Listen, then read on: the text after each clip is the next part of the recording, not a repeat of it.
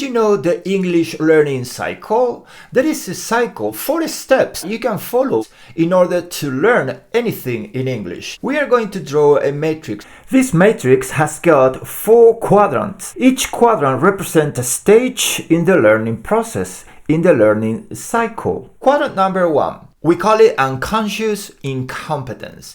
This is when we don't know that we don't know.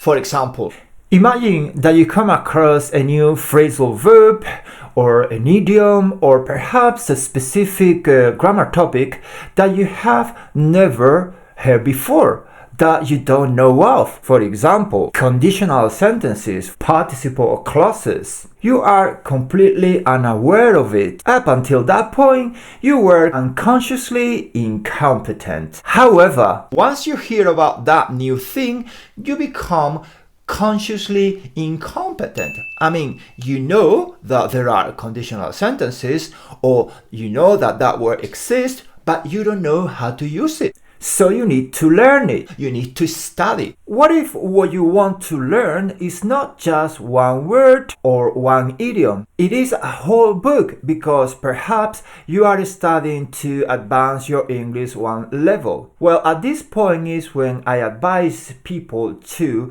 have a look at the table of contents of the study guide. This table of content contains all your goals. You need to familiarize yourself. You need to make yourself aware of how much you already know and how much you are going to have to learn, so you can make a plan. If you do not have a plan, it will be very difficult to accomplish your goals. This is like trying to go somewhere without having a map. You should always know what you need to learn in the 3 months ahead of you. You need to set yourself goals on a weekly, monthly, quarterly, and yearly basis. Otherwise, it's like walking, not knowing where you're going. If you need help on how to set goals, or how to study, or what methodology to follow when you want to learn, you can check my videos. I have videos on those topics. You just need to click on the links right there. Once you have done your plan and set your goals, you have a study, you are ready to move to the next quadrant, which is conscious competence. And this is super important because now you know,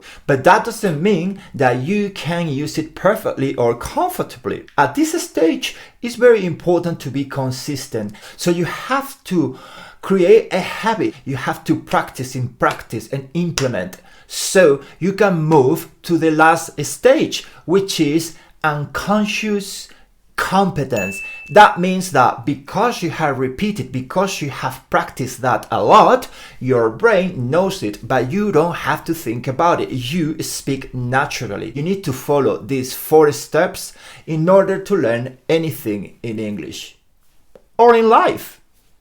Create a habit.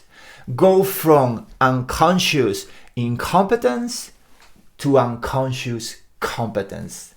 That's what you have to do.